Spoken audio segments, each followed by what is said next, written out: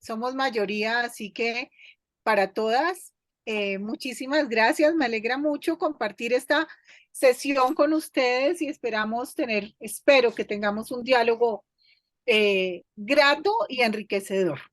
Entonces, hoy vamos a hablar sobre los mitos que sustentan el patriarcado. Eh, yo pienso darle, o me parecía interesante justamente por mi formación y también por de donde vengo a hablar desde la perspectiva, desde una mirada de las construcciones culturales en las representaciones visuales, artísticas, sobre todo en la pintura y en la literatura, que nos dan unas entradas además como las mitos que se reproducen y donde construyen estos imaginarios o se han construido estos imaginarios que han legitimado el patriarcado respecto a nuestro lugar como mujeres. Entonces tengo unas imágenes que seleccionamos para ir hablando de cada una al final de la presentación, que voy a tratar de que sea lo más concisa posible, eh, unas intervenciones de parte de todas, un poco a partir de lo experiencial o cómo se ve desde el mundo contemporáneo esto, o cuáles son los equivalentes, o también cómo hemos deconstruido eso. Eh, no sé si están de acuerdo con que ese sea el camino. Después hacemos intervenciones muy cortas y precisas para que tengamos la mayor cantidad de, pues, de observaciones y de poder escucharnos. ¿Les parece bien? ¿Les Sí, hablas? señora. Señora, Bueno, Sí, bienestar. sí, estamos de Perfecto. acuerdo. entonces, perfecto, vamos a iniciar los mitos femeninos construidos por el patriarcado y las representaciones de lo femenino como el origen del mal, donde siempre ha habido una visión de la mujer como quien eh, origina los grandes males del mundo. Y se ha construido entonces como una imagen de la perversión desde el mito, pues desde lo fundacional, por lo menos en Occidente, en la Biblia y con la leyenda de Adán y Eva, además consagrada como parte de los libros sagrados, lo que implica además una visión única, imposible de rebatir en estos países, además con nuestra cultura judeocristiana. Entonces vamos a verla primero que todo, qué pasó ahí. Pasas la primera imagen, por favor. Yo creo que todas conocen cientos de representaciones de, de Adán y Eva cuando son expulsados del paraíso, del jardín de las delicias y del fruto del bien y del mal. Entonces, resumiendo, estaban muy felices, vivían en el paraíso, tenían la gracia de Dios, está en el Génesis, además, eh, era maravilloso, y de pronto la mujer que previamente salió de la costilla de Adán, es decir, siendo una extensión del hombre, fue creada para acompañarlo, obedecerlo, ¿cierto? Y estar básicamente para él, siendo nosotras una vez más una extensión de lo masculino, parte además de esos mitos de el lugar de la mujer y qué lugar nos corresponde. Entonces, el árbol del conocimiento de que tiene el fruto del bien y del mal. Este árbol de conocimiento, por supuesto, lo tiene Yahvé, Jehová. El conocimiento también se, se pasa, está basado en ese gran hombre, en este Dios. Ahora, no estoy siendo como iconoclasta o negando las creencias de todas y la diversidad de creencias, sino más bien la lectura simbólica, no teológica, y simbólica en términos pictóricos y de lo patriarcal, para que por favor no se vayan a sentir, no se vayan a sentir ofendidas, ni mucho menos las personas creyentes. El fruto tiene la sabiduría, y esa sabiduría no puede tener acceso a los hombres y mucho menos a la mujer. Sin embargo, ella, seducida por la serpiente, también símbolo de lo femenino, eh, no soporta la curiosidad. La mujer es curiosa, no hace desobediente al hombre y arriesga además la condición de, de una vida buena, sana, alegre y tal. Entonces, tiene el fruto del bien y el mal, son expulsados del paraíso y empiezan los sufrimientos. Entonces, ahí tenemos esa primera imagen de por la mujer curiosa, desobediente, que quiere tener el saber de Dios. Toma el fruto prohibido, además seducida por una serpiente. Entonces ya hay un juego y la desnudez empieza a crear vergüenza. Vamos con la siguiente imagen. Ustedes deben haber visto cientos de representaciones. Una similar, y está, pero además ya de los mitos griegos, pero si empiezan a darse cuenta, son imágenes que dialogan culturalmente a través de los tiempos y desde múltiples lugares. Entonces tenemos la caja de Pandora, el mito de Pandora. Entonces una mujer maravillosa, bella, también la crea Zeus, la trae a la tierra, la le da a un hombre, también a un semidios, esta pareja maravillosa, y solo le dice a la mujer, lo único que no puede hacer es abrir esta caja, que en el mito es como una ánfora, ¿no? En el mito que también parece como estas ánforas que cargan las mujeres, donde va el agua, va la vida, este cofre del tesoro también asociado además a los hombres. Simbólicamente, si ustedes ven, además como es esta mujer, que siempre la sensualidad está, o sea, las mujeres somos cuerpo también y belleza en ese imaginario de lo masculino y nos reduce. Pandora no soporta y abre la caja. Nuevamente la curiosidad, como la de Eva, sin medir las consecuencias, porque entonces esa infantilización en los mitos que fortalecen el patriarcado tienen mucho que ver con eso. La mujer no se contiene, hay cierta infantilización donde no medimos las consecuencias y lo que podemos traer. Pandora abre la caja y hasta ahí llegamos también como cuando somos expulsados del paraíso. Esa caja contiene todos los males de la humanidad, que después son imposibles de volver a guardar. Y Zeus lo dijo, los dioses del Olimpo lo dijeron, y ella no pudo contenerse. Vamos, hasta ahí vamos bien, chicas. Sí, sí, vamos bien. Y también Bueno, hay hombres, tres Sí, hombres. señora. pero dijimos que la mayoría, bueno, a todos y todas. Vamos a la siguiente. Qué maravilla que también nos acompañen hombres. Eso me alegra muchísimo. Medusa. ¿Conocen, ¿conocen la historia de Medusa? Bueno, el mito de Medusa, hablando de todos los mitos que son muy importantes, era una hermosa joven que Poseidón la deseó para él. Entonces el dios de los mares la atacó, la violó dentro de un templo dedicado a Atenea, porque la deseaba, porque era muy hermosa, es decir, su belleza provocó el deseo de Poseidón. ¿Qué hacemos? La belleza por ahí, adjudicada a la mujer, también tiene una muy mala valoración, porque provoca a estos hombres. Entonces él, además, piensa en la violación de un dios, cómo va legitimando además ese poder sobre un cuerpo, esa dominación sobre un cuerpo, es un juego de poder.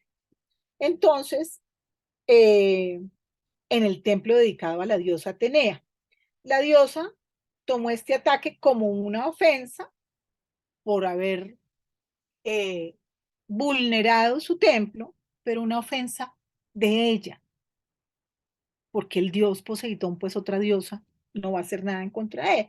Y entonces, como esa ofensa fue tan grande para ella, castigó a la mujer dándole serpientes en lugar de cabello.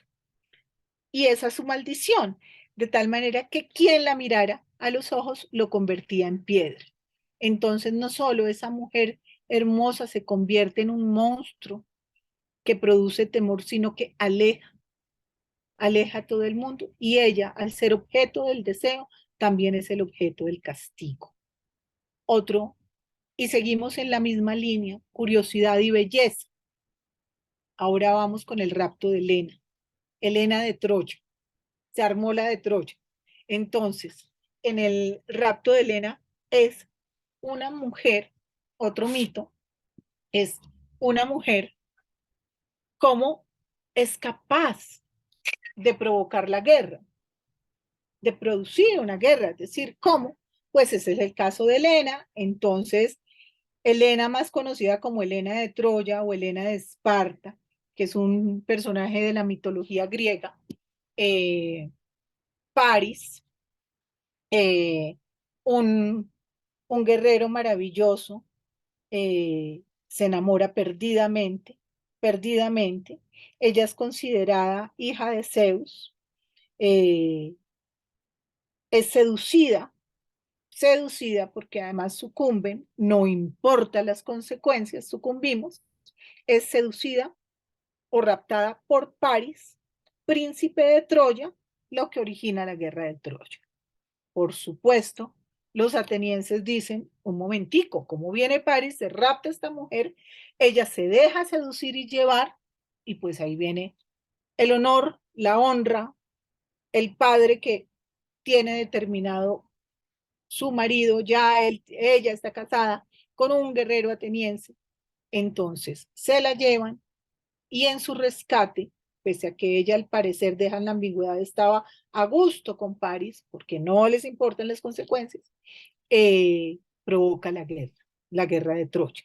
Entonces tenemos provocación desde su sexualidad, desde el deseo, curiosidad, no contención, eh, la belleza como símbolo del mal, el pecado, donde una vez comete el pecado Eva, necesita cubrirse. O sea, el cuerpo es el pecado.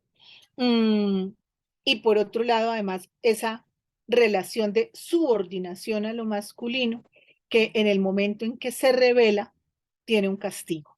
Porque, por supuesto, desde la creación estamos subordinadas. Entonces, esa construcción cultural, social, religiosa, tiene unos mitos fundacionales muy fuertes que han pasado por todas nuestras generaciones, donde se han construido, aparte de eso, se han construido las sociedades, y por otro lado, eh, han sido un mecanismo de poder y de control que no ha permitido la igualdad.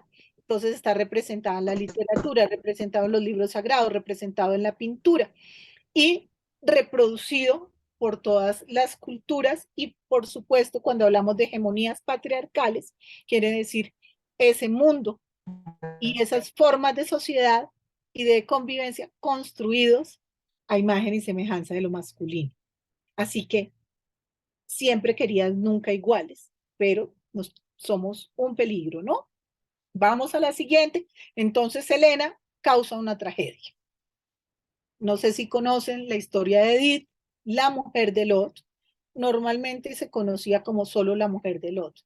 Edith, el nombre también obviado. Entonces, Lot, un muy maravilloso tipo, porque hablan es de él, maravilloso, bondadoso, que vive en Sodoma. El horror, Sodoma, pues, como decimos, Sodoma y Gomorra, esto cuando nos referimos a algo terrible, ¿no?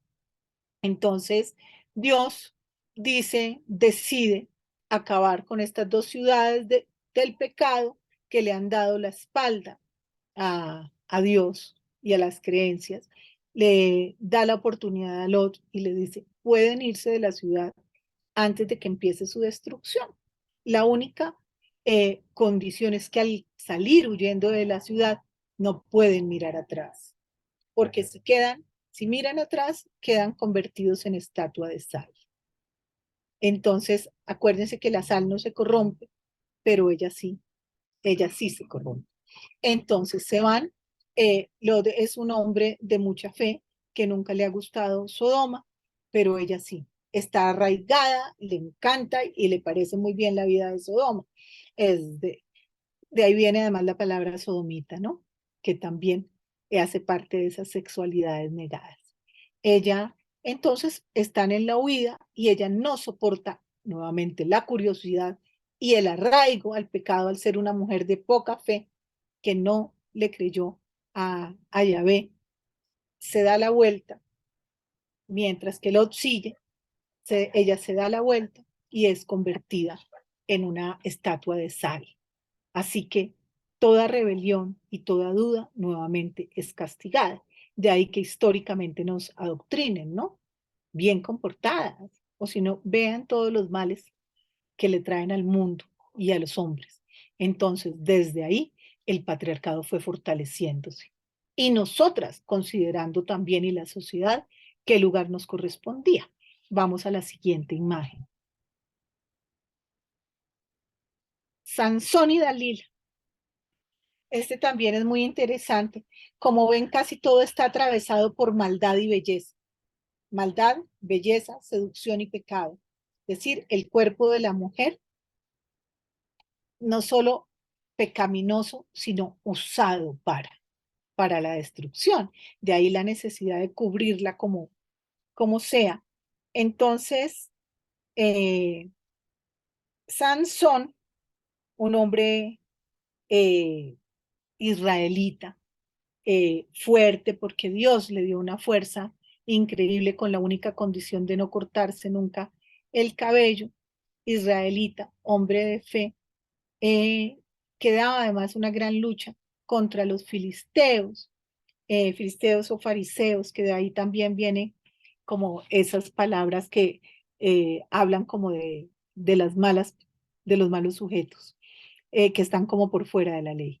Él vive ahí, ha castigado a muchos sin usar armas, solo con el poder de su fuerza, de sus manos, de su quijada, es decir, de una quijada, con una quijada acabó a 30, de burro acabó a 30 filisteos, es de una fuerza inconmensurable, casi de un dios y todos los atributos que tiene para defender a los israelitas. Finalmente, comete el error de enamorarse de Dalila. Y Dalila es una mujer filistea. Decir también que representa una sociedad pecaminosa, enemiga. Los guerreros no pueden contra Sansón, los hombres no pueden contra Sansón. Sin embargo, van cultivando un odio y él se enamora de Dalila. He ahí su pecado y su falla, porque esta mujer filistea no merece para nada el amor y es la representación, como ven en la imagen, es una representación eh, totalmente, como podría decirlo, como que el pudor no existe y sus senos y su cuerpo son usados siempre están instrumentalizados para lograr algo e instrumentalizados por estos hombres filisteos que le dicen, vaya y seduzca a Sansón. Él, por supuesto, se enamora, un hombre bueno, se enamora de esta mujer que busca cómo, de dónde sale esta fuerza de él, esta fuerza que mantiene a salvo a los israelitas y castiga a los filisteos.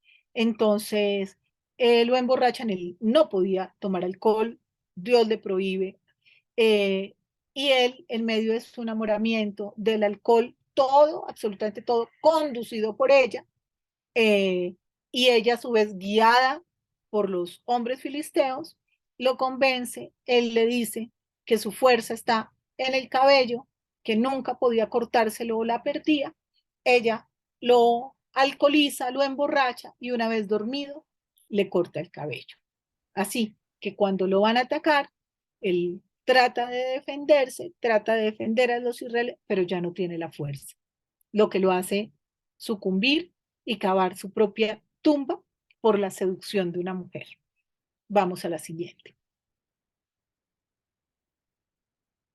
Salomé, la cabeza de Juan el Bautista. Salomé, hermosa, bailarina.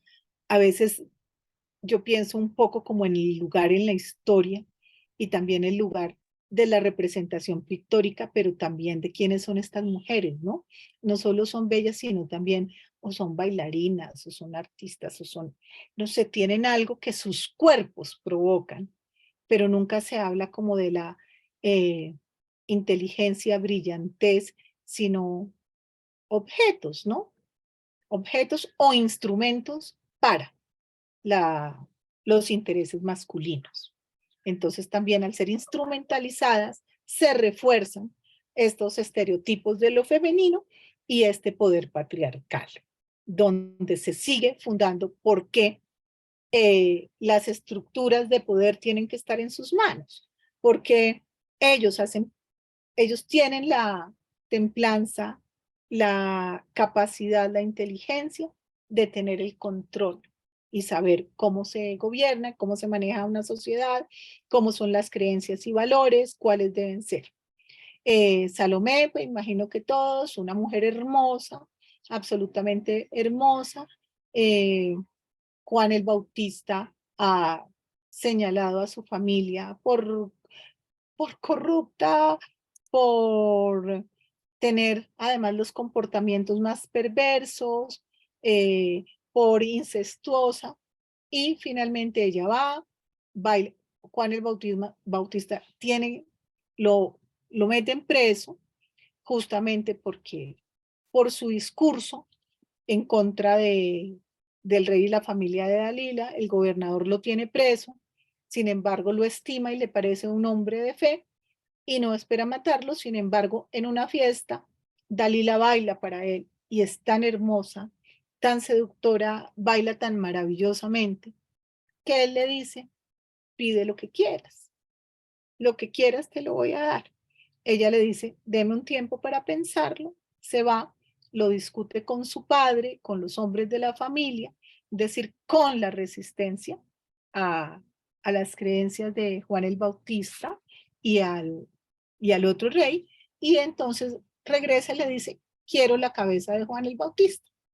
Lo consigue a punta de baile y seducción, y le entregan la bandeja, en una bandeja la cabeza de Juan el Bautista, como pueden ver en esta imagen, donde ella con una cara angelical tiene la bandeja para que ahí caiga o le entreguen la cabeza. Entonces es cero, absolutamente, en esta imagen hay cero arrepentimiento, es algo natural, casi el lobo con piel de cordero, capaz de cualquier cosa, y una vez más, el hombre es sacrificado y el rey es seducido para entregar a un inocente por el cuerpo de una mujer y su baile. Así que vamos. Volvemos al peligro, ¿no? Ahora aquí tenemos un personaje maravilloso y nos vamos acercando. Estamos en la Revolución Francesa. La guillotina ha pasado por todo el mundo. Olympe Gouges es una revolucionaria, una mujer que viene con poca educación y de una inteligencia admirable, que hace, además, en medio de la revolución, participa, trabaja hombro a hombro con los revolucionarios. Sin embargo, pues por supuesto, su voz la tratan de silenciar una y otra vez. Ella es realmente una de las pioneras de los derechos de la mujer. Escribe sobre los derechos de la mujer en la Revolución Francesa, los derechos humanos. Lo que leen acá, la mujer nace libre y permanece igual al hombre en derechos. Es bastante crítica de Robespierre, bastante crítica con ciertos manejos de la revolución. Insiste en consagrar los derechos de la mujer, que implica el acceso y la igualdad, el acceso en todo lo que se pedía para los hombres, igual, ¿no? Incluso educación, trabajo, ya no tuvo educación. Entonces, habría además esa posibilidad. Sin embargo, bastante sola por la represión, el miedo y por las mismas mujeres que no habían accedido a la educación y de hecho estaban saliendo de un mundo eh, de el siglo, pues, de Luis XVI, imagínense, de Versalles, estas mujeres además siempre al servicio, entregando al servicio de estos reinos en la miseria total, casi en un universo, pues casi no, en un universo monárquico, donde por supuesto el pueblo era nada. Finalmente, frente a varias críticas y al lugar de relevancia, Robespierre, uno de los líderes de la revolución, decide pasarla a la guillotina, porque la consideran por su lucha antirrevolucionaria, es decir, incómoda y peligrosa. Y ahí, con ella y con la guillotina, nuevamente se silencian los derechos de las mujeres, porque ella no entendió que había una causa superior. Y siempre hemos sido una causa inferior. Entonces, la mujer no era un tema y sigue siendo, me atrevería yo, todavía relevante frente a la igualdad. Hablamos de paridad, pero la paridad es el piso y no el techo.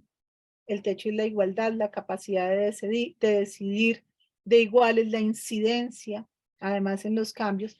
Y esa pelea, esa lucha de Olam Gush, la paga con su cabeza y una vez más, esta lucha por los derechos de la mujer queda oculta y siempre hablamos de que hay causas mucho mayores, pero es que esta es una causa mayor que debe ir ahí integralmente.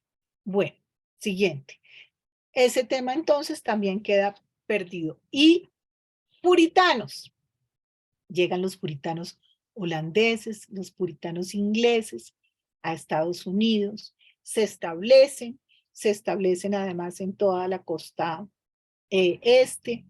Eh, el miedo los mantiene aglutinados, los pastores los aglutinan a ellos a través del miedo y el pecado otra vez está representado por las mujeres.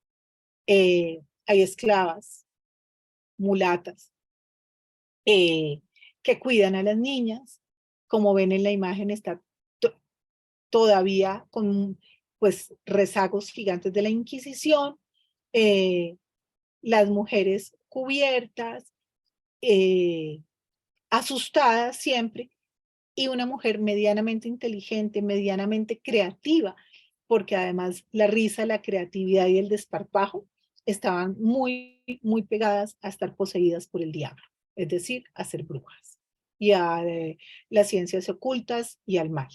Finalmente, unas niñas en el bosque, eso dicen, y por lo menos la obra de Arthur Miller habla de eso, unas niñas, unas adolescentes jugando en el bosque, hijas de un pastor que parece Torquemada, eh, se sienten observadas, parece que están teniendo, dicen, cierto, como un descubrimiento de sus cuerpos y sexuales, entran en pánico y empiezan a convulsionar y a hacer un, un show, un performance de posesión, estaban poseídas.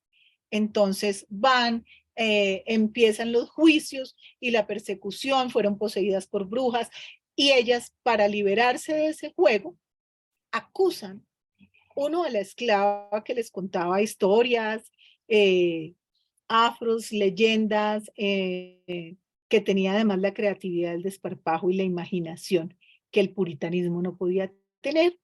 Y ellas, para salvarse de la hoguera, acusan a esta mujer y empieza una cacería de brujas.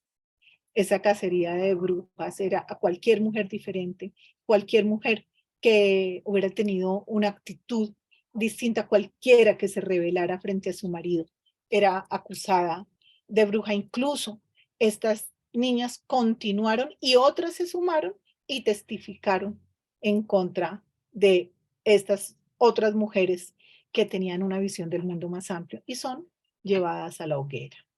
Ahí se desata además una cacería de brujas que nuevamente lleva a la mujer no al espacio público, sino al interior de su casa, no a compartir los escenarios con todos en igualdad o con los hombres, sino a estar por miedo y para no ser poseídas ni tratadas de brujas, llevadas a el interior de sus casas a servirle a los hombres. Y el puritanismo encuentra además llega como una expresión muy, muy alta de control de lo femenino, donde a la casa a procrear. Vamos con la otra, ya casi, el cuerpo del pecado. Esto me parece, y aquí ya estamos hablando además de los años 20, 30, del siglo XX, pero tomando además varios estudios previos, entonces llegan a la conclusión que el cuerpo de la mujer es tratado como una enfermedad. Es decir, desde Platón, el útero es un animal dentro de un animal que se desplaza por el cuerpo, alcanza la garganta y provoca sofocos. Esto es lo que después Freud toma como el ahogo, la histeria.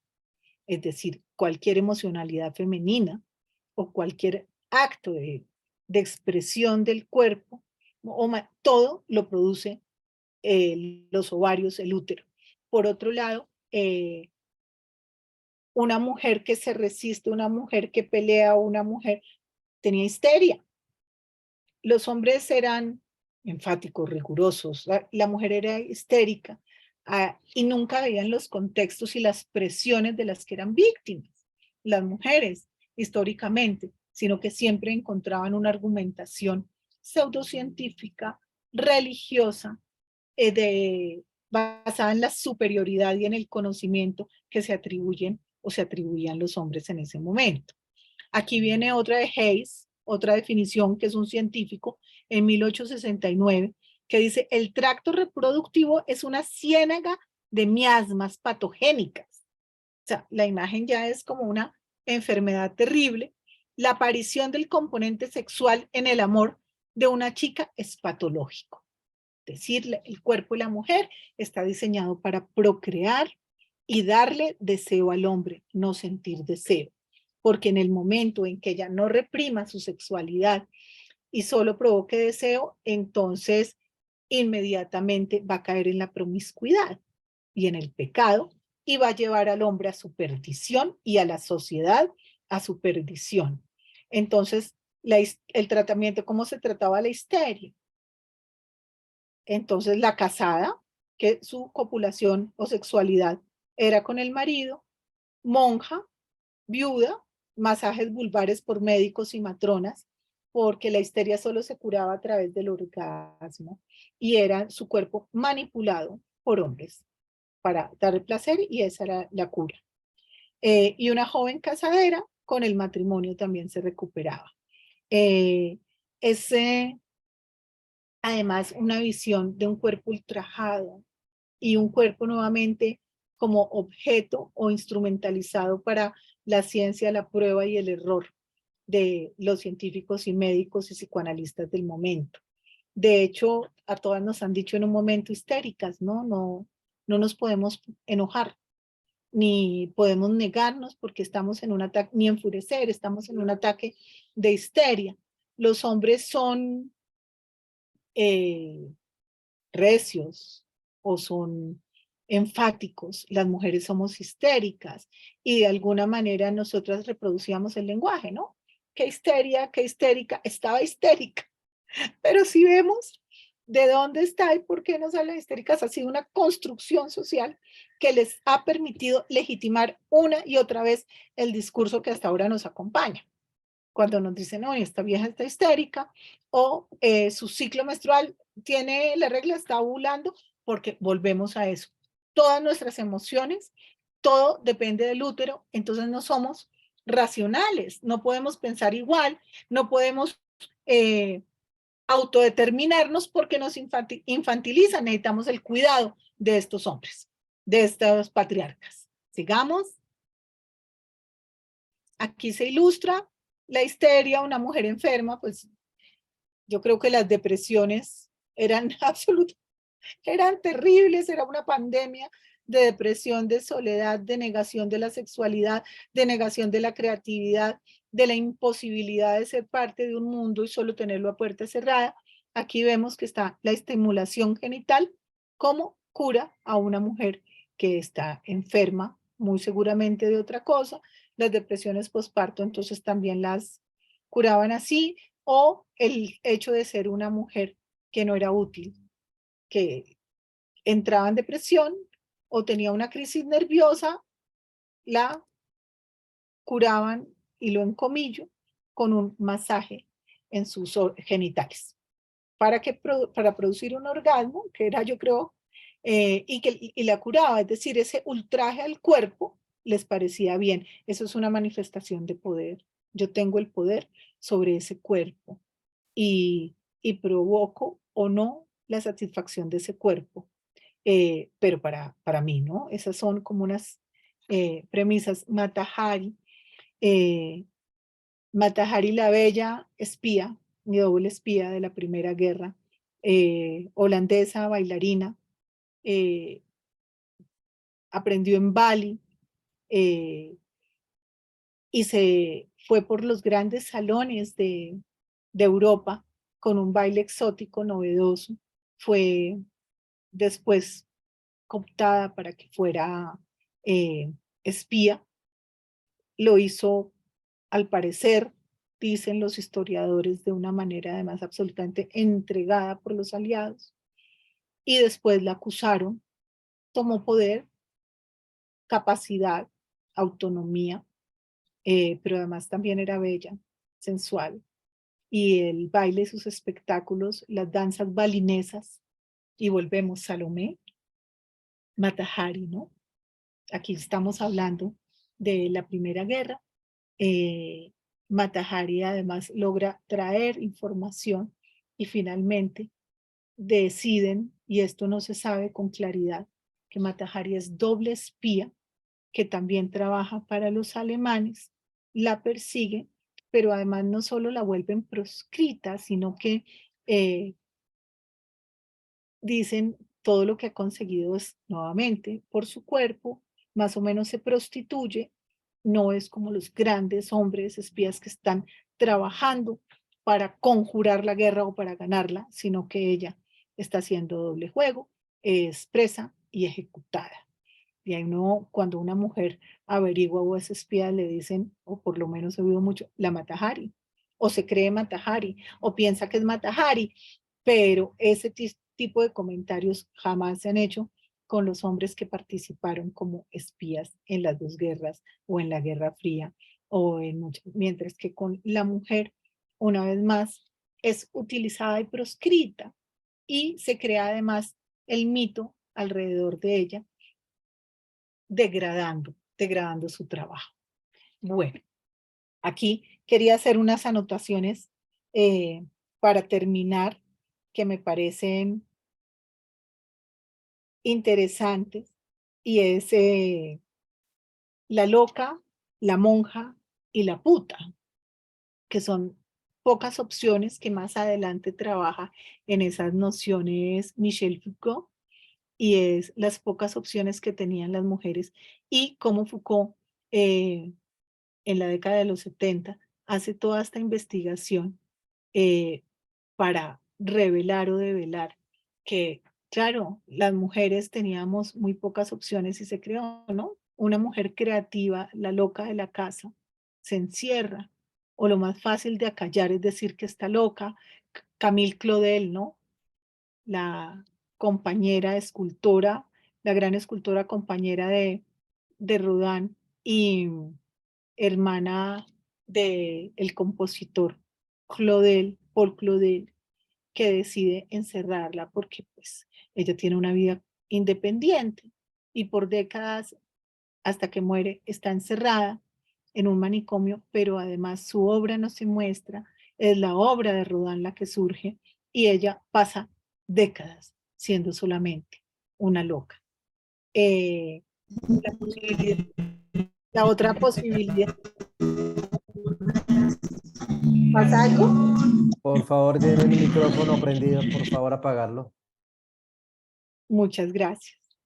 La otra es el, la monja, una vida virtuosa, las mujeres a los 25 años que ya no tenían 3 hijos eran solteronas, entonces al convento. Y para muchas familias, por herencias, desde siempre, para que las herencias las manejaban los hombres o estaban sus hermanas bajo la tutela, y una forma de las mujeres que no se casaban y no los cuidaban y mostraban rasgos de rebeldía, les quedaba o el manicomio o la posibilidad de ser monjas, encerrarlas y salir de ellas, y muchas así lo decidían porque de alguna manera era una forma de estar a salvo de ese control, para pasar el control eclesiástico, pero mantener cierta autonomía. Luego tenemos toda la época victoriana, donde crean esos rigurosos hábitos de comportamiento de la reina Victoria y ese puritanismo, donde hay unos hábitos de comportamiento. Y esos hábitos de comportamiento implicaban el lugar de la mujer, el estricto luto, esta austeridad total por parte de la mujer, mientras la vida de los hombres, impuesta por supuesto y construida por los hombres, cuando empiezan a haber unos rigurosos modales y formas de conducta. ¿Cuál es nuestro lugar? Que hasta nuestra fecha se reproducen. Entonces, estos rigurosos principios de continencia sexual, la sexualidad femenina no existe, habían unas baticas con un huequito para que tuvieran la vida sexual. Los hombres no eran doble vía, sino ellos y ella se reprodujera y era lo correcto, porque acuérdense, lo virginal, la mujer es la flor, la no sé qué, tal, solo vistas así. No quiero decir para nada que, que ver esa parte nuestra esté mal, pero somos mucho más, tenemos un abanico mucho más amplio, mucho más grande, que suele ser negado y que viene, que refuerza además todas esas narrativas respecto a la mujer. Incluso frente a las feministas estamos hoy en una cacería de brujas. O sea, siempre hay señalamientos, ¿no? No diálogos. Estos rigurosos principios de continencia sexual hacen también que se refuerce ese puritanismo y que las mujeres nuevamente quede esa agenda limitada a unos comportamientos impuestos. La que se salga de eso básicamente está expulsada de la sociedad y los pocos derechos quedan perdidos. Nos castiga. Premio y castigo, siempre, porque tú produces, eres generadora del mal o el honor, mancilla el honor de una familia, mancilla el honor de un hombre, la autodeterminación mancilla. Entonces, la contención necesaria para no hacerle daño a la familia, para no hacerle daño al papá, a los hermanos, siempre el honor de estos hombres, no el de ella. Refuerza una vez más cómo una mujer cuida a su familia. No se mete, no opina, apoya, acompaña, cocina, tiene hijos. Y si piensa y escribe y lee y tiene una gran vida creativa, la tiene que ocultar. Al sacarla y a expresarla, la loca. Bueno, entonces si ya esos teníamos el catecismo que nos decía las guías de comportamiento, en los años 50 el ama de casa ejemplar, eh, que además cocina, quiere a su marido. De hecho, hay unos libritos de catecismo muy bonitos y de, que era lo que veíamos antes, cívica y urbanidad, que tienen, que parece en este momento un cómic. Y no era de verdad, y lo repartían en las escuelas, donde decían cómo es el comportamiento. La niña bien educada y al lado la niña mal educada. La niña que debe ser, la niña siempre esto, para llegar además a la vida adulta, a la mujer buena esposa o a la buena o a la mala esposa. Entonces, un ejemplo, y me voy para atrás, las sufragistas, o sea, eran malas mujeres y castigadas hasta prisión. Eh, y esta rebelión por los derechos siempre, y finalmente se salían con las suyas. Suiza, y un país tan desarrollado, tuvo el voto de las mujeres hasta el 70 y pico. O sea, que todo ese imaginario intacto. Y todo esto que refuerza este patriarcado, que haya una relación de poder, no se pueda ver a la mujer como un igual, nunca como un igual, sino como quien se acompaña, se protege, me ayuda, es mi costilla, pero en igualdad y de pares muy difícilmente. Y eso es lo que intentamos de construir al entender estos contextos para decir por qué esos imaginarios están tan arraigados en nuestra sociedad. ¿De dónde? ¿Por qué se reproducen? ¿A través de qué se reproducen? ¿Quiénes los reproducen? ¿Cuáles son los medios expresivos por los que se reproducen? Y me quería cerrar con Sor Juana Inés de la Cruz, esta mexicana monja de la poesía barroca, que es una historia muy bonita, primero porque su literatura es maravillosa, porque sus figuras literarias fueron vanguardistas y también porque fue, pese al convento, una de las primeras feministas. Ella puso en tela de juicio toda la vida, el lugar de la mujer y por qué no podía ser educada, por qué no podía ir tener toda la formación igual a los hombres, incluso quiso vestirse de hombre para, para educarse. Por supuesto, no, no la dejaron.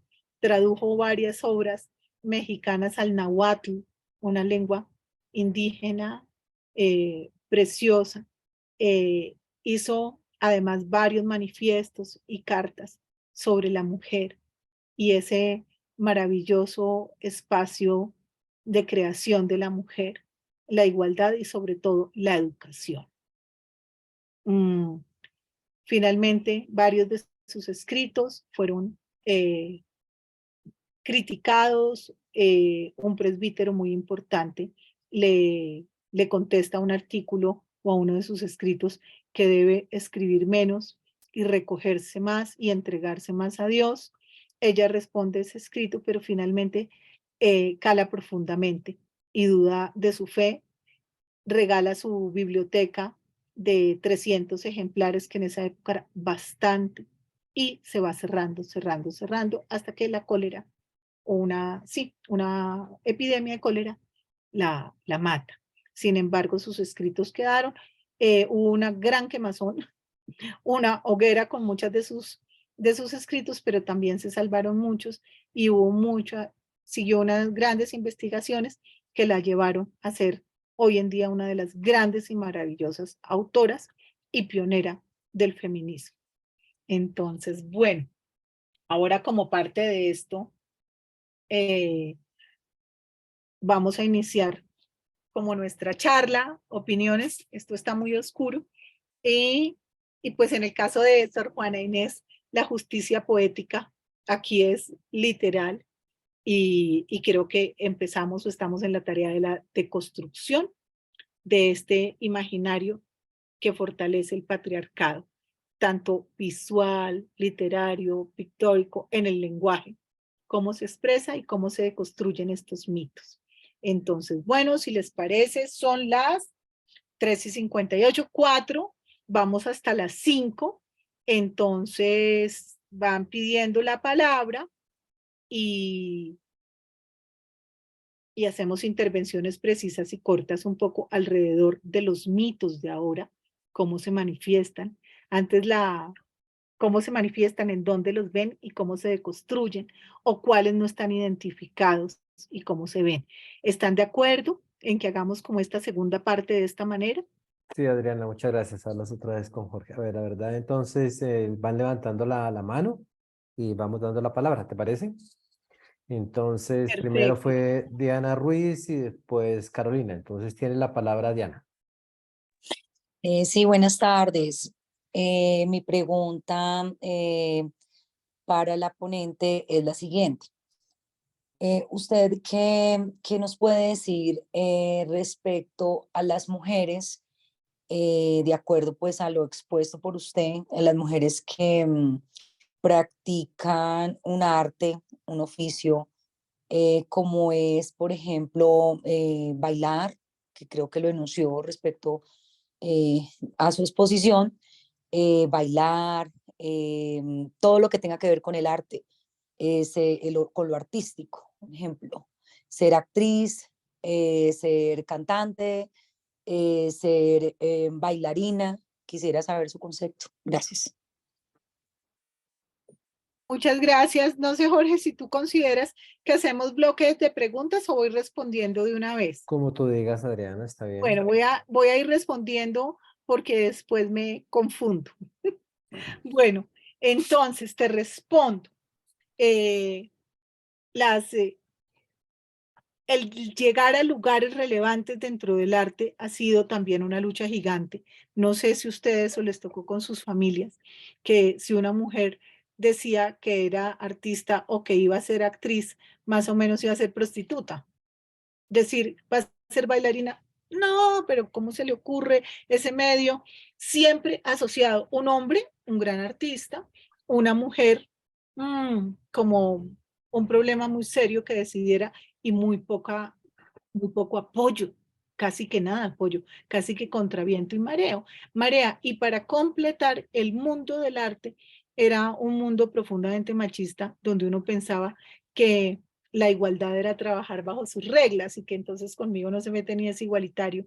Me parece que en las últimas décadas, por supuesto, mucho antes ha habido mujeres maravillosas, pero estas artistas hasta hoy o en las últimas décadas han hecho un trabajo maravilloso y cada vez tenemos más dramaturgas, más bailarinas, más directoras de teatro, más pintoras que no están solitas, como en el caso de Débora Arango, que casi se la devora la sociedad, sino que han dado y que han tenido no solo un gran respeto, sino posiciones muy claras frente a su lugar, pese a que sí, los oficios del arte, unos más que otros, como las artes escénicas, sobre todo el teatro y la danza, siguen estando muy estigmatizados socialmente, sobre todo para las mujeres y en ciertos círculos, pero creo que cada vez menos.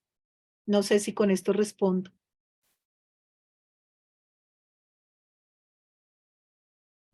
No sé, está preguntando que si quedó Sí, claro. sí, sí, gracias, sí.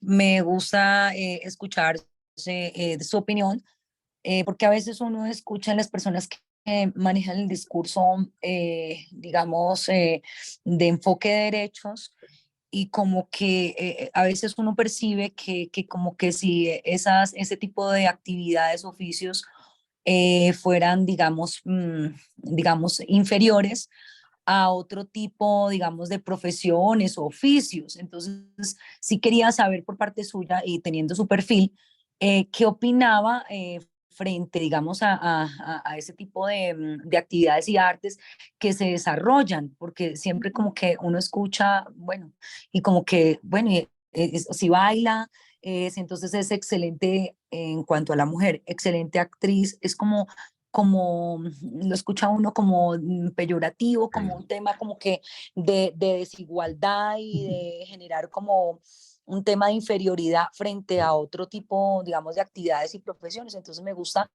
escuchar de usted ese tipo de opiniones porque pues en una sociedad como la nuestra y a nivel también, digamos, a nivel internacional también, se ve personas muy brillantes, específicamente de mujeres en estas áreas y como que vean que no, entonces como que esa comparación y la inteligencia, ¿ya? ¿Y dónde está la inteligencia? Si es que es un arte.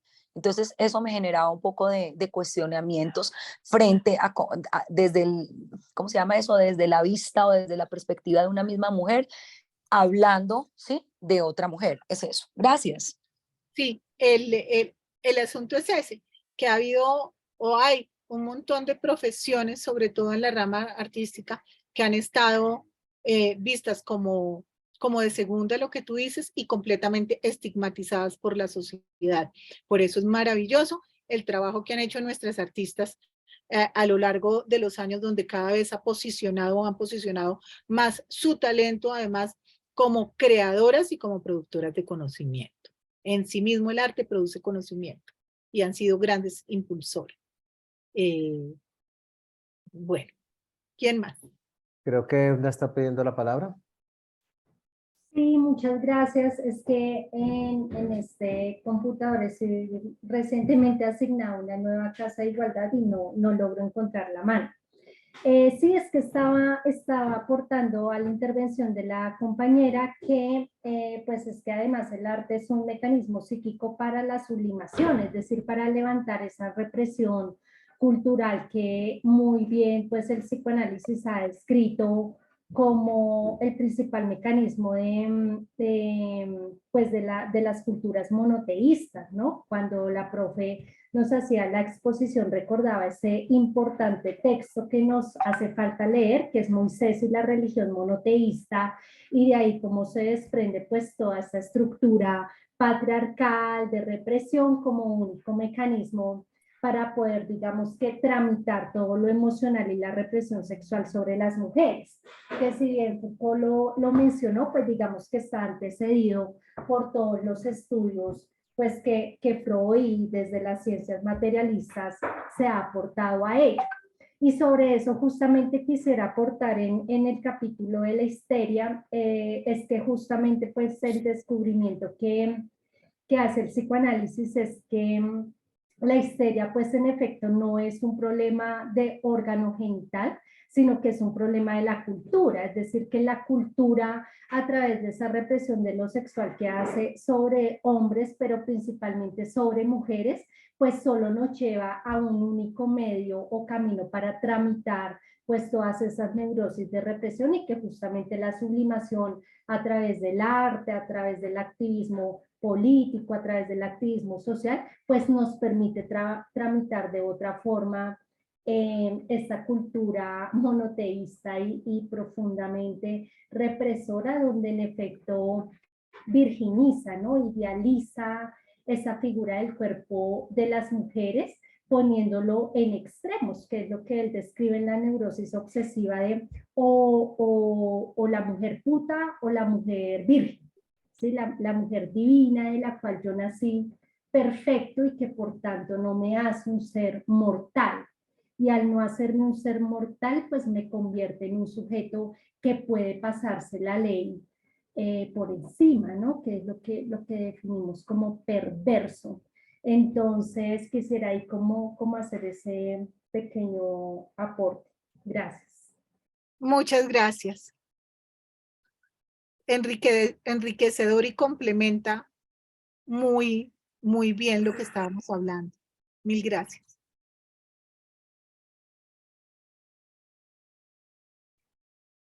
No sé si alguien más quiera participar porque no veo ninguna manito levantada. Si alguien tiene dificultades en levantar la mano, pues sencillamente puede empezar a hablar.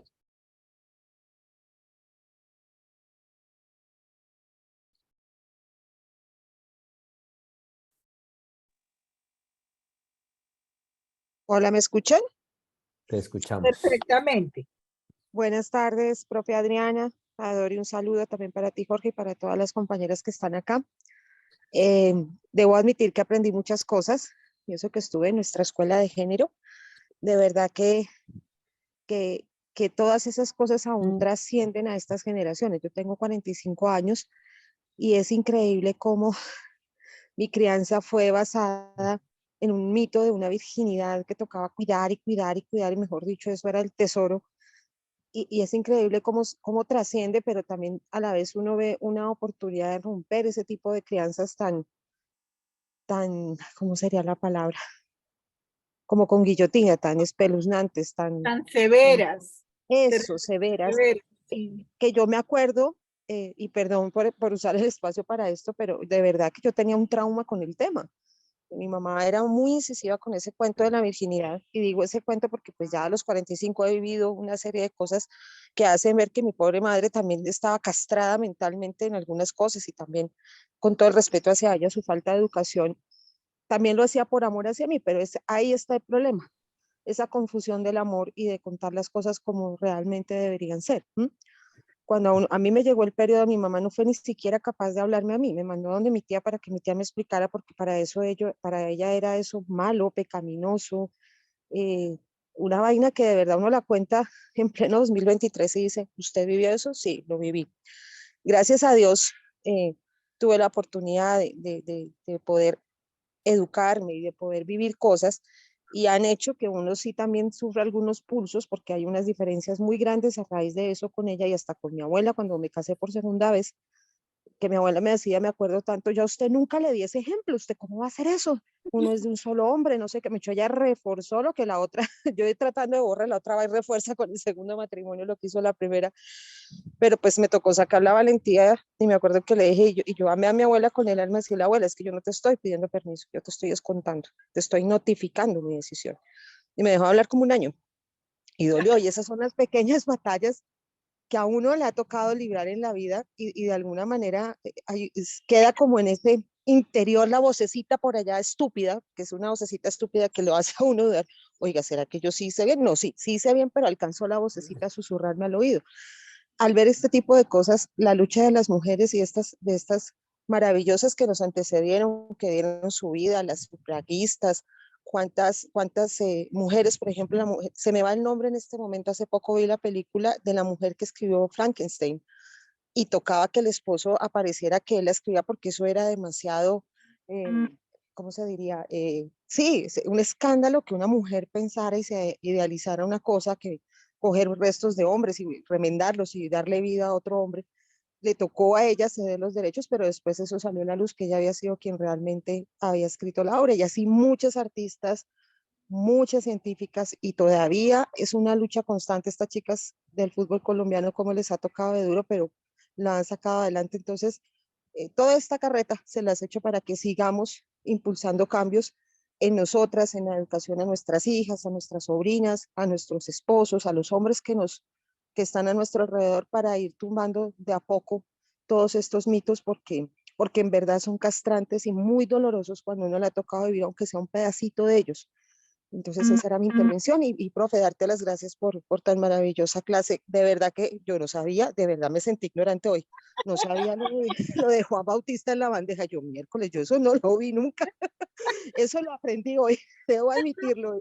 Hoy aprendí algo más. Gracias, profe Adriana. Con mucho gusto, qué bueno oírte y oír además esas reflexiones. Frankenstein es de Mary Shelley.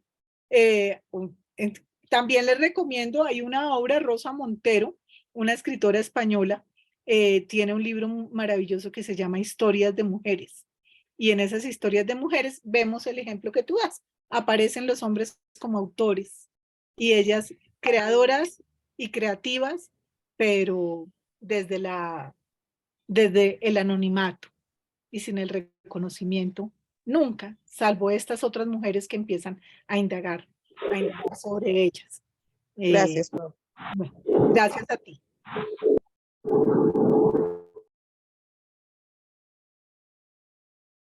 Había una persona que quería participar, pero volvió a bajar la mano. Yo no sé si todavía quiera participar. ¿Puedes hablar? Sí, y yo, Ana Méndez. Sí, por favor, puedes hablar. Muchas gracias. Sí, yo quería, pues acá estuve escribiendo, que me gusta redactar antes de intervenir. Bueno, sí, vemos como los mitos reforzados a lo largo de nuestra historia nos han confirmado esa sumisión, esa entrega callada de nosotras las mujeres a los hombres, y también asumir un papel segundón en la sociedad. Pero pues afortunadamente esto ha venido lentamente, pero sí ha venido cambiando. Tenemos interferencia. Ya. Sí. Esto ha venido cambiando afortunadamente porque ya hoy día tenemos digamos, como una oportunidad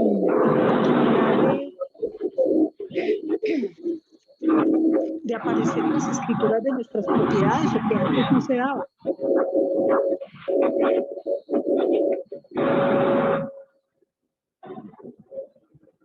Disculpen, hay una interferencia grande.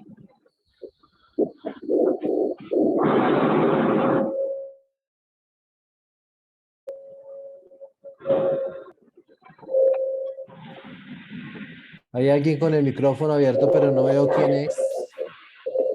O sea, Olga, ¿tú tienes celular y computadora abierto al mismo tiempo?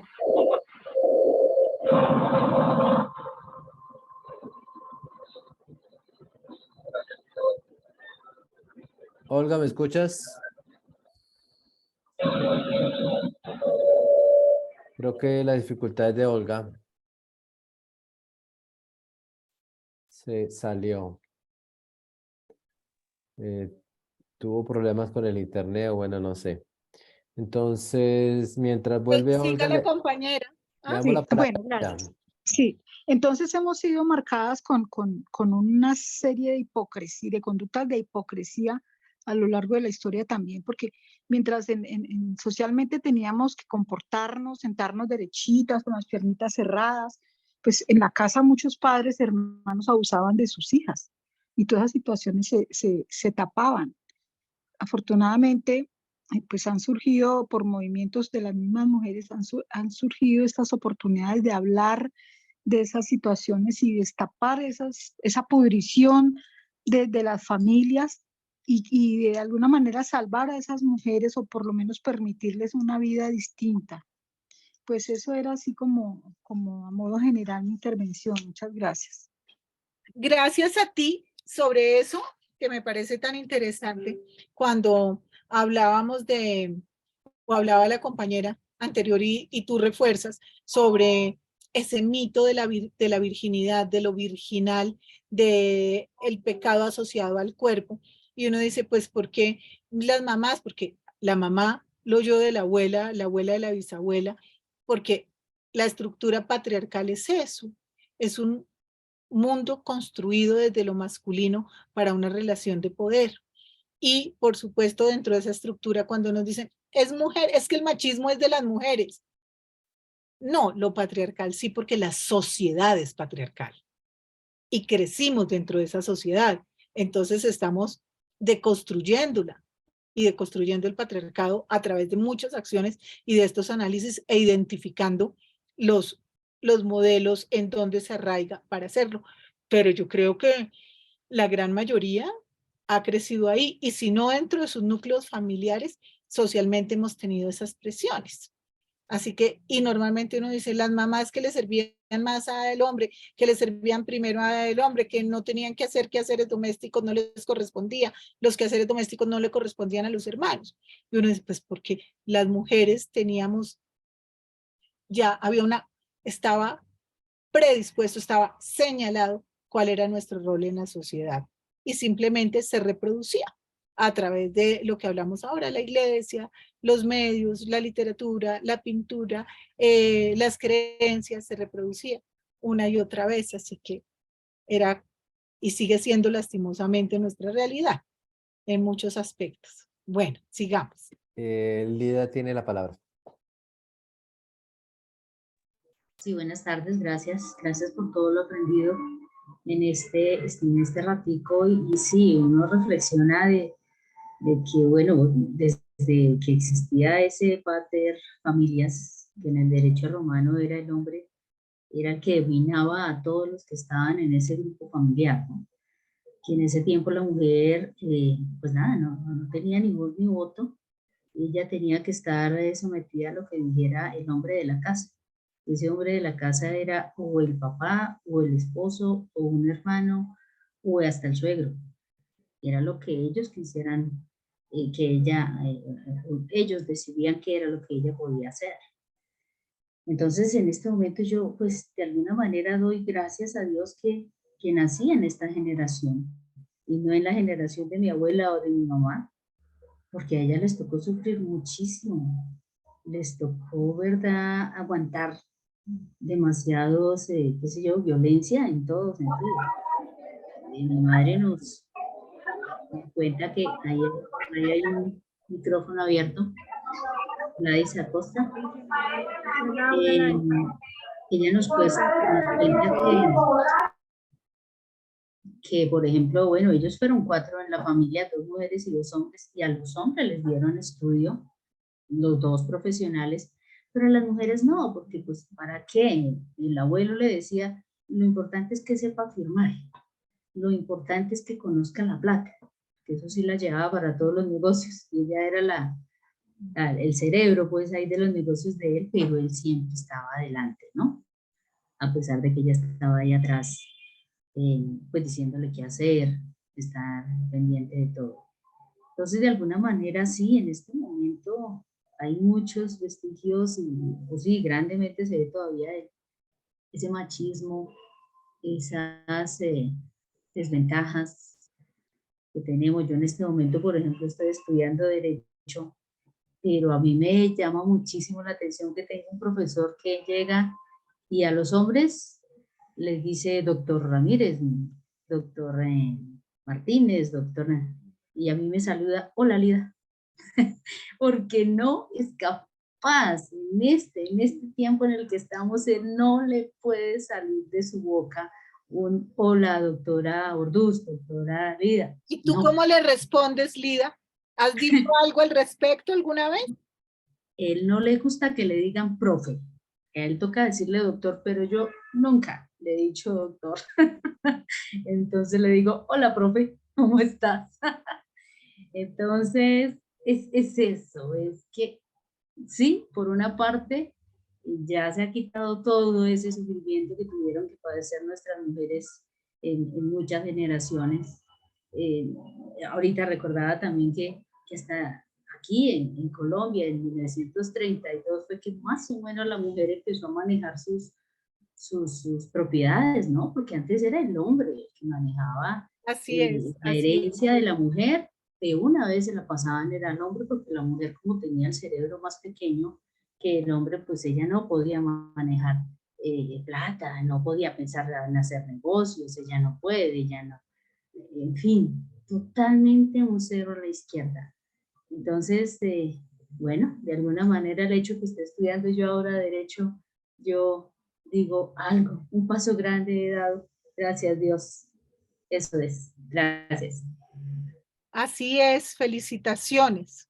De verdad, cada paso nos ayuda a deconstruir estos cimientos sobre los que se ha hecho una sociedad desigual. Entonces nos falta camino, pero cada pasito que hacemos vale la pena. Y este acompañamiento y estos hombres apoyando estos procesos también son muy, muy importantes. Bueno, tiene la palabra Elisa Arevalo. Buenas tardes, ¿me escuchan? Buenas tardes, Perfectamente, te sí. escuchamos. Gracias, bendiciones para todos. Profe, ¿tú por qué llegaste solo hasta Sor Juana Inés de la Cruz? ¿Por qué llegaste hasta ahí? ¿Por qué no seguiste más adelante en la historia? Mi pregunta concreta sería, ¿acaso de ese tiempo 1600 que vivió ella a este tiempo no han ocurrido cosas en la sociedad que se puedan tomar como mitos que refuercen ese patriarcado? Gracias. A ti, claro que sí, claro que de hecho cada año tendríamos algo. Cada año ha ocurrido y siguen los mitos, por ejemplo, los mediáticos, como en el caso de Britney Spears y La Loca, y bueno, todo lo que ha pasado, el papá manejando en La Plata, hay muchísimos, pero quise centrarme para no hacerlo tan largo en los fundacionales y cerré con Sor Juana Inés porque me parece muy linda la historia de ella, pero pasamos por Mata Hari, por la Primera Guerra, excúsenme. Y como para dar un paneo, solo un paneo, porque si nos pusiéramos en la tarea, de verdad es gigantescas los referentes, son muchos, y los mitos fundacionales. Sería muy interesante en este rato que nos queda ver los actuales y que ustedes hablen un poco sobre eso, los actuales que refuerzan, ¿cierto? O en comportamiento o en imágenes, y que resuenan mediáticamente, que los medios se encargan de legitimar esas conductas y esos mitos. Pero no lo hice por eso, justamente para poder establecer un diálogo, porque esa es una investigación larguísima.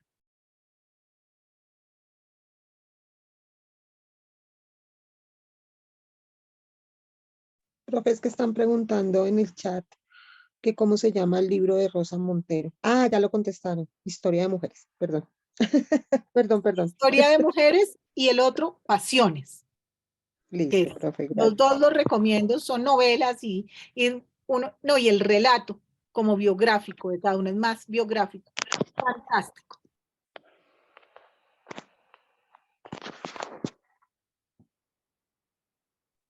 Bueno, Quisiera hablar. sí, tiene la palabra. Sí, otra vez, qué pena, otra vez quiero intervenir porque pues ya que no hay mucha interviniente. Bueno, importantísimo todo lo que hemos visto, pero también me parece importante empezar a ver qué estamos haciendo nosotras para continuar con esas transformaciones que son necesarias y urgentes, para que nosotras mismas y nuestras niñas no sigan repitiendo esos patrones porque se dan. Vea, perdónenme, voy a contar una experiencia personal. Estoy atendiendo mujeres para un programa especial para mujeres, donde hay unos requisitos, pero en ninguna parte de los requisitos dice que esté haciendo un curso, que esté estudiando, pero entonces a mí se me ocurrió decirles que aunque no dice ahí en los requisitos para ser vinculada a ese programa, que es importante que ellas, cuando les hagan la visita domiciliaria, demuestren que están haciendo algo, que están haciendo un curso de lo que más les gusta, o que están haciendo su primaria o su bachillerato, o que ya están gestionando para la universidad, cualquier cosa. Y he podido observar en pocas mujeres, pero lo he podido observar. Algunas señoras dicen, pues yo no sé, yo voy a hablar con mi marido a ver qué dice. Y entonces ahí es donde yo aprovecho para empezar como a cambiarle esa mirada del mundo a esa señora, y vea que se van un poco transformadas, como trastornadas, pero transformadas. Y después vuelven y me dicen, sí, ya estoy averiguando. Y bueno, inclusive yo hasta les colaboro con datos de sitios así donde es gratis y todo. Y he logrado, afortunadamente he logrado hacer eso. Es pequeñito, pero me parece que es importante, y así lo hiciéramos todas, seguramente no nos vamos a demorar otros siglos más para lograr lo que realmente merecemos. Entonces, pues nada, era eso. Discúlpenme que me atreví a dar una experiencia personal, pero pues de cierta manera me siento contenta por lo que estoy haciendo, pero también me gustaría que se replicaran las otras compañeras. Gracias. Justamente de eso se trata, y ese con las experiencias que nos han contado sobre sobre la crianza, sobre cómo el lenguaje cambia de acuerdo al trabajo, si es mujer o si es hombre, cómo el lenguaje cambia al referirse a uno, o lo que tú acabas de hablar de le consulto a mi marido, vemos cómo está de arraigado esto, ¿no? Cómo está de arraigada ese ser patriarcal incluso en uno mismo, ¿no? Como, así que es un proceso durísimo de empezar, además la conciencia empieza como por cada una, de entendernos en ese contexto y lo que nos ha pasado. Son fundamentales porque ahí podemos hacer como unas equivalencias, unas comparaciones de por qué, o sea, por qué actuamos así, pues veamos la historia, ¿no? No, pero Listo. fíjate, yo voy a intervenir, pero fíjate que todavía está pasando. En las familias, el hombre puede salir, el hombre sí tiene permiso para salir el viernes, pero la mujer no. Y eso sucede actualmente, ¿por qué no? Que porque es inseguro, bueno, por todas las razones que han dado, ¿no? Pero el hombre sí puede, pero la mujer no. Totalmente de acuerdo, es que sigue pasando. Por eso es un proceso sistemático, largo, público y privado. Bueno, lo privado es público, es decir, es una cosa que siempre, porque además se encuentran nuevas formas de aparecer, se camufla, es camaleónico, se manifiesta de muchas otras formas. Ahí por eso son como las alertas para identificar, entender de dónde vienen y cambiarlas. No sé si alguien más vaya a intervenir o puede hacer una pregunta a la profe. Claro que sí. Hay tiempo. Es que cuando vi esta serie, no sé si la profe la ha visto, que se llama Vikingos, sobre estas mujeres vikingas, Sí. cómo en esa época puntual el hombre veía a la mujer como su igual, y ella, aún embarazada, iba a guerras y súper sangrienta la cosa. Yo me imagino, ahí tengo es la duda, que esa cultura de los vikingos de ver a la mujer de alguna manera como un igual se perdió fue cuando ellos empezaron a expandirse, a hacer las invasiones, y pues llegaron donde los católicos, y ellos me imagino que pusieron eso, y ya retomamos a lo que ya conocemos actualmente, lo que hizo la religión de castrarnos a nosotras. Sería así como lo pienso yo, profe. Pues, gracias porque está súper interesante esto. A mí me parece, las series, como series televisivas, están llenas de ficción y también responden a cómo nos imaginamos a ese otro, ¿no? Cuando nos hablan de vikingos guerreros, grandes luchadores, pero este elemento me parece interesante y me preocupa. ¿Cómo se representa a la mujer vikinga? Es una mujer guerrera, capaz de dar su vida, que embarazada y todo, va a la guerra. Como nos decían, no, pues es que solo está embarazada, no es una enfermedad. Trabaje las 8 horas, las 10, pero es que es un bebé. ¿Cuántas mujeres han criado? Pues es que además es igual a nosotros, vaya en la guerra. No, somos iguales en derechos, pero nuestros cuerpos funcionan distinto. Entonces mira cómo son esos imaginarios. Y nosotras decimos, ay, qué maravilla, qué mujeres tan fuertes, tan berracas, tan admirables, pero hay una desigualdad, ¿cierto? Hago lo mismo que ellos, pero mi cuerpo es distinto y tengo que cubrir más. Es bien interesante porque valdría la pena cotejar con la historia y también como con los imaginarios que hay alrededor de la fuerza de la mujer. Y ya que hablamos también ahorita como de cosas personales, yo me formé inicialmente en artes escénicas. Entonces, un mundo de hombres y entiendo por qué los papás sentían horror cuando uno decía que iba a ser actriz o directora o que iba a estar en el teatro. El 99% eran directores, no había directoras. Las obras eran de ellos, las publicaciones de ellos, los cócteles y fiestas de ellos. Nosotros éramos acompañantes, si estábamos jóvenes, protagonistas, si estábamos de determinada manera la novia, que también lo dudo, y nos sentíamos en una relación de igualdad, porque culturalmente, porque era otra cosa, porque era el desparpajo, porque era de alguna manera contracultura. Visto con los años, siempre pienso si era de igualdad o teníamos un mandato para comportarnos igual y no ser rechazadas. Esos mandatos con los años, claro, y poder adaptarnos, pero adaptarnos a las condiciones puestas por ellos. Esos mandatos que nos imponen a las mujeres no son acaso también unas formas fuertes de desigualdad, incluso de maltrato psicológico, porque además uno deja de ser uno y se fuerza a hacer otras cosas. Yo vi a una actriz de La Candelaria y me acuerdo por lo que dices de Vikingos, que decía, como enseñándonos a las que estábamos arrancando y que éramos más flojas, yo salí de función a las 10 de la noche con contracciones, ya en trabajo de parto, terminé la función y me fui a parir a mi bebé. Y uno, wow, esto sí, qué maravilla. Y con los años digo, no, qué maltrato, qué desigualdad, qué irrespeto. O sea, todo debía estar centrado en su salud y en su bienestar. Entonces, ese es un tema que tendremos que pensarlo y tratarlo, porque es bien interesante. Gracias. Gracias, profe. Sí, hay que averiguar más porque sí, también debe tener su dosis de ficción, este tipo de cosas.